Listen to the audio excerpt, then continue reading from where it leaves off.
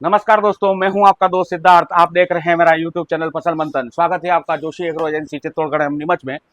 सभी किसान भाइयों, आशा करूंगा आप बहुत अच्छे हों और 2025-26 की जो हमारे यहाँ की औषधि फसल है उसकी पॉलिसी जो नारकोटिक्स ब्यूरो से जारी होती है वो लगभग बहुत जल्दी जारी होने वाली है, या फिर यह कह सकते हैं कि बहुत जल्दी उसमें कुछ सुधार होकर कुछ नई नीति के साथ में आप लोगों को वापस से पट्टे वितरित हो सकते हैं।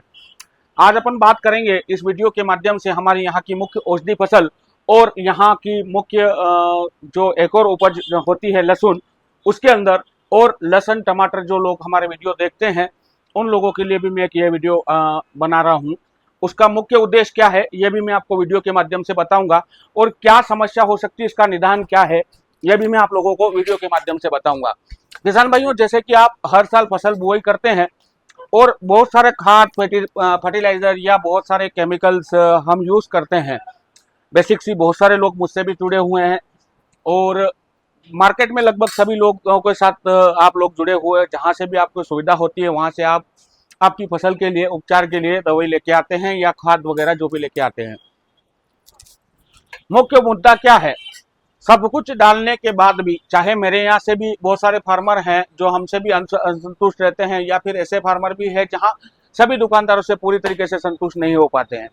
कारण क्या है? कारण के लिए मैंने विशेष आप लोगों को पहले भी एक वीडियो बनाया था और उस वीडियो में मैंने आप लोगों को थोड़ा सा हिंट दिया था, लेकिन आज जो मैं वीडियो आप लोगों के लिए बना रहा हूँ ये आपके लिए बहुत जरूरी होगा। गौर से समझिएगा, गौर से सुनिएगा और वीडियो को लाइक जरूर करिएगा, शेयर जरूर करिएगा। मेरे Instagram channel Joshi agro agency, Facebook ID Joshi agro agency Chittorgarh को फॉलो जरूर कर लीजिएगा ताकि आपको अच्छी जानकारी मिल पाए। देखो किसान भाइयों, हम जितने साल से फसल बो रहे हैं लगभग सभी अनुभवी हैं। यहाँ के किसान काफी ज्यादा अनुभवी है और सबके पास अपना अपना एक अनुभव है। जितने भी आप लोगों से जुड़े हुए हैं, जो भी लोगों के साथ आप काम कर रहे हैं, वो भी सारे अनुभव है। अपना अपना सबका अनुभव वो लोग शेयर करते हैं और उन अनुभवों के साथ में काम कर रहे हैं। लेकिन अभी हमारे फसल में क्या प्रॉब्लम हो रही है ये आपको मैं समझाना चाह रहा हूँ, और उसका क्या कारण है और उसका क्या रीजन है वो भी मैं आप लोगों को वीडियो के माध्यम से समझाऊंगा। किसान भाइयों, हमारे यहाँ की मुख्य औषधि फसल में एक सबसे बड़ी प्रॉब्लम हो रही है। पिछले 4-5 सालों में हमने इसको देखा है, बहुत सारा हमने रिसर्च भी किया था, बहुत सारा एनालिसिस किया, बहुत सारे नेमेटोलॉजिस्ट के साथ हमारी चर्चा हुई और हमने इसको जब देखना चाहा कि भाई क्या करना चाहिए, क्या होता है।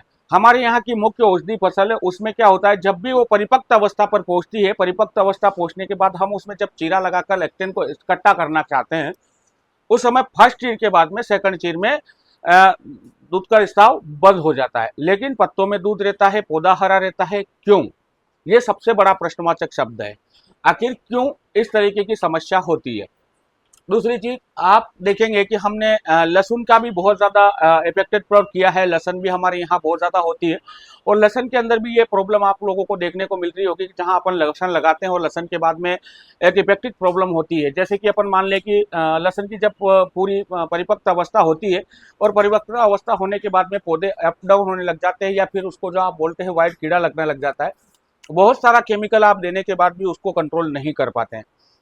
तीसरा, टमाटर मिर्ची आप लोग लगाते हैं और टमाटर मिर्ची लगाने के बाद में भी आपने देखा होगा कि बहुत सारे गहरे गहरे स्ट्रोक में ये प्रॉब्लम होती है। क्यों? हर आदमी का अलग अनुभव है, लेकिन हमारी टीम मिकोक्रोप के जो हमारे साइंटिस्ट हैं नेमोलॉजी डॉक्टर अजीत जी और डॉक्टर विकास जी, दोनों ने मिलकर लगभग 3.5-4 साल का ये रिसर्च किया, बहुत सारे एनालिसिस, बहुत सारे प्लॉट का विजिट किया और उन्होंने इस चीज को अध्ययन में लेके आए हैं कि जो यहाँ की मुख्य औषधि फसल के ऊपर अपन पहला चर्चा करेंगे। मुख्य औषधि फसल जो रेगुलर तरीके से हम लोग लगा रहे हैं, अमूमन 70% या 80% किसान जो है वो एक ही जगह पर इस फसल को लगाते हैं और लगाने के बाद में वहीं पर आप मल्टीक्रॉप करते जाते हैं, फसल को लगाते जाते हैं, तो ये एक दिक्कत हो जाती है। हमारे पास अभी जो बायर जैसी कंपनियां, जो बड़ी कंपनियां हैं, बहुत सारी कंपनियां, मैं पर्टिकुलरली किसी का नाम नहीं ले रहा हूं, उनके पास सबके पास अपने अपने एक स्रोत है। तो हमने भी अपने स्रोत के हिसाब से इस चीज के लिए बहुत अध्ययन किया और अध्ययन करने के बाद में जब हमने पाया है कि ये प्रॉब्लम क्यों होती है, सबसे बड़ा सवाल है ये प्रॉब्लम क्यों होती है। किसान भाइयों, इसका प्रॉब्लम का मुख्य कारण है नीमाटोड। अब सबसे बड़ी मैंने बोला नीमाटोड, तो आप लोगों के मन में प्रश्न खड़ा होगा कि नीमाटोड तो जड़ की गठान होती है और इसमें गठान होती नहीं है। मेरे साथ काफी लोगों ने अध्ययनता की है और काफी लोगों ने, आप लोगों ने मुझे फोटो भी डाले हैं, वीडियो भी डाले हैं, या मैं फील्ड विजिट पे भी गया हूँ। आप लोगों को मैंने तोड़ के भी दिखाया था। बाहर की जो परत है वो सही सलामत है, लेकिन अंदर की जो परत है वो काली पड़कर खत्म हो जाती है। देखिए, निमाटोड, जो जड़ गांठ को ही निमाटोड नहीं बोलते हैं, जमीन के अंदर मौजूद लगभग 107 तरह के बैक्टीरियाज होते हैं। जो गुड बैक्टीरियाज और नर्वस बैक्टीरियाज होते हैं, उसमें से करीबन 7 तरह के मुख्य नेमाटोड होते हैं, जो हमारे यहाँ की वातावरण में या क्लाइमेट में बहुत सारी चीजों में पनपते हैं। क्या कारण है? मिट्टी में कार्बन की कमी होना। कार्बन की कमी होने की वजह से भी यह दिक्कत बहुत ज्यादा आम हो गई है। दूसरी चीज, अपना यहाँ का रेगुलर एक ही फसल को लगातार बोना। तीसरी चीज, पानी का थोड़ा सा, या तो उसका बैलेंस जो है वो कमजोर होना, या फिर हो सकता है कि उसमें फर्टिलाइजर की मात्रा, बहुत ज्यादा मात्रा फर्टिलाइजर की होना, तब भी यह दिक्कत होती है। कौन कौन से नेमाटोड्स हैं? चेस्ट नेमाटोड्स, एटोलिया बैक्टीरिया नेमाटोड। उसके बाद में एक जो सबसे घातक है वो वाल्टिलिस चिल्ट्रेट स्पेसीज, जो मैंने वीडियो के माध्यम से आप लोगों को मैं नाम के साथ डाल दूंगा। 3-4 तरह के जो नेमाटोड्स हैं, क्या करते हैं? कॉमन, सबसे आम चेस्ट नेमाटोड, जो आप लोग देखते हैं, जड़ की गठान, जिसके लिए बहुत सारे प्रोडक्ट मार्केट के अंदर अवेलेबल, लेकिन वो फ्री में जब नहीं आता है तब। लेकिन अपन बात कर रहे हैं मिर्ची, लहसुन, मुख्य फसल में क्यों होता है और क्या होता है। देखिए, इसमें 3 तरह के जो बैक्टीरियाज हैं, वो बैक्टीरिया काफी ज्यादा घातक होते हैं, और हमारे यहाँ की मुख्य औषधि में 2 तरह के बैक्टीरिया सबसे घातक होते हैं। आप पौधे को अगर उखाड़ कर देखेंगे, आप बहुत सारे किसान भाई मेरा वीडियो देखते हैं, मुझे बहुत अच्छा भी लगता है, आप लोगों के लिए बहुत सोच समझ कर मैं ये वीडियो बना रहा हूँ। आप जब भी इस तरीके की प्रॉब्लम होगी, मैंने बहुत सारे किसान भाइयों से आपसे बोला होगा कि भैया आप जड़ उखाड़ कर डालिए, तोड़ के देखिए जड़ में क्या स्थिति है। या फिर ये कह सकता हूं कि आप लोगों ने खुद ने ये अध्ययन किया हो, या फिर आपके किसी भी दुकानदार ने या मिलने वाले ने इस चीज का अध्ययन किया होगा, तो आप देखेंगे 2 चीजों का आपको फर्क दिखेगा। नंबर 1, जो पौधे की परिपक्व अवस्था होने के बाद में जड़ के ऊपर का जो स्लेट बैक्टीरिया ऊपर का जो कवच होता है वो टाइट हो जाता है और एक थैलीनुमा आकार ले लेता है। यानी कि उसको अगर अपन ऐसे हिलाते हैं तो वो पूरा हिल के उसका कवच बाहर निकल जाता है। ये एस्टुक्ले का बैक्टीरिया जो होता है, उस बैक्टीरिया की वजह से, वो एक निमाटोडी है, उसका असर होता है। लेकिन ये बहुत घेरे घेरे स्तर पर होता है, जहां पानी का स्रोत भराव होता है, पानी दौड़ता है। या फिर हो सकता है कि वो एक छोटी कॉलोनी के रूप में रहते हैं, एक यहाँ एक वहां एक वहां। दूसरा, जब आप चीरा लगाते हो और फर्स्ट स्टेज में दूध आता है और सेकंड स्टेज में दूध नहीं आता है, वो भी एक बैक्टीरिया है, वो भी एक घातक बैक्टीरिया है, जिसको नेमाटोड्स हम बोलते हैं। उस नेमाटोड्स का नाम भी मैं वीडियो में आप लोगों के लिए डाल दूंगा।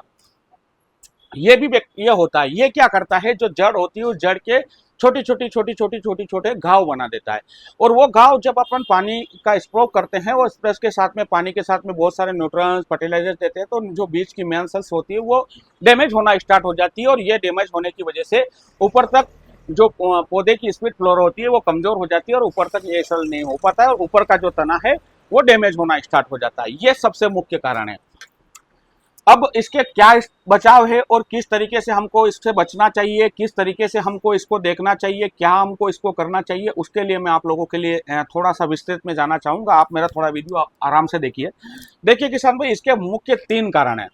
पहला कारण, जमीन के अंदर अनियमितता का हाथ भी आपको दिक्कत देगी। दूसरा कारण, बहुत ज्यादा मात्रा में अगर सिंचाई अपन कर रहे हैं, या फिर बहुत सी बार अपन एक ही जगह रेगुलर ये कर रहे हैं, तो यहाँ होगा।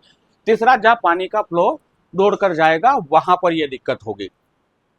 दोनों चीजों में इसको कैसे कंट्रोल किया जा सकता है, ये मैं आपको बता देता हूं। एक कोसावीरा करके प्रोडक्ट है, और एक अलोविया करके प्रोडक्ट है, और कोवाजा करके प्रोडक्ट है। 3 प्रोडक्ट है। तीनों के अंदर इस नेमाटोड का पूरा 100% तोड़ है, और इसको विशेषकर हमारे डॉक्टर साहब ने बहुत रिसर्च करने के बाद बनाया है।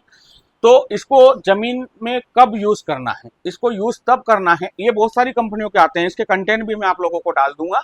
ये बहुत सारी कंपनियों के आते हैं, जरूरी नहीं, लेकिन ये नाम याद रख लीजिएगा, कोसावीरा, अवोजा और अलोविया, ये नाम है।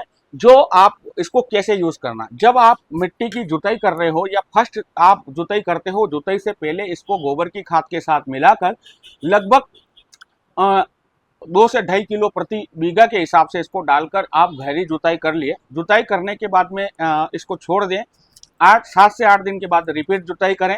रिपीट जुताई करने के बाद जो भी आपको फर्टिलाइजर या इंसेक्टिसाइड डालना है वो डालिए। उसके बाद जब आप खुदाई करें, तब इसको वापस से रिपीट से डालिए। आपकी इस प्रॉब्लम में 80 से 90% की जो है ये दिक्कत ये कम हो जाएगी। एक्चुअली होता क्या है, इन दोनों नेमाटोड्स के लिए भी हमने बहुत सारे प्रयत्न किए थे, लेकिन जो दोनों नेमाटोड्स है, मैं थोड़ा सा नाम डिस्कस हो रहा हूं, मैं आपको वीडियो में लिख कर डालूंगा। ये क्या करते हैं, ये कॉलोनीज बनाते हैं। इनके अंडे और लार्वे परजीवी के रूप में काम करते हैं, मतलब ये एक परजीवी है। जब आप पौधा लगाएंगे, पौधे के लगने के बाद जब इसके अंदर न्यूट्रिएंट जाएगा, पौधे के संपर्क में आएगा, तब ये काम करना चालू करते हैं। एक लार्वे की तरह पड़े रहते हैं और जमीन की बहुत गहराइयों में रहते हैं, मतलब 8 से 9 इंच की गहराई में ये रहते हैं। और किसी भी केमिकल का डायरेक्ट असर इनके ऊपर नहीं होता है, क्योंकि ये मृत अवस्था में रहते हैं। ये धीरे धीरे धीरे जब आप रेगुलर पानी देते हैं तब ये एक्टिव होते हैं। एक्टिव होने के बाद में नमी या सूखर जगह पे जाकर ये इस तरीके का कार्य करते हैं, जड़ को खाना, जहां घाव लगाना, या पौधे की जो ऊपर की कवच है उसके ऊपर मेंटल हो जाता है, तो पौधा पूरा टाइट हो जाता है नीचे से जड़, और जड़ को अपन ऐसे हिलाकर बाहर निकाल सकते हैं, मतलब उसको थैलीनुमा आकार बना सकते हैं। दूसरा जो बैक्टीरिया मैंने आपको बताया, जो छोटे छोटे छोटे डॉट्स घाव देता है, ये भी एक अंडे और परपेट्रिस का काम करता है। ये भी इसी तरीके से पनपता है। ये भी एक लार्वा का रूप में रहते हैं, अंडों के रूप में, और कॉलोनियां बनाकर ये रहते हैं। अब इनके लिए ये उपाय मैंने आप लोगों को बताया है, बहुत अच्छा रिजल्ट इसका आएगा, यकीन मानिए। आप मेरा वीडियो देखते हैं और बहुत सारे किसान भाई आप मुझसे जुड़े भी हैं, तो बहुत अच्छा रिजल्ट मिलेगा। अगर इस तरीके की परेशानी आपको है तो मेरे जोशी एग्रो एजेंसी चित्तौड़गढ़ और नीमच पर आप संपर्क कर सकते हैं। जो किसान भाई हमसे इस साल जुड़ना चाहते हैं, हमारे यहाँ बुकिंग स्टार्ट हो चुकी है, आप बुकिंग के माध्यम से भी हमसे जुड़ सकते हैं, या फिर इस तरीके की जानकारी लेना चाहते हैं तो भी मैं आप लोगों के लिए समय तत्पर हूँ। मेरा मोबाइल नंबर और आपको दे दिया जाएगा, मेरी टीम के भी मोबाइल नंबर आपको दे दिए जाएंगे। धन्यवाद।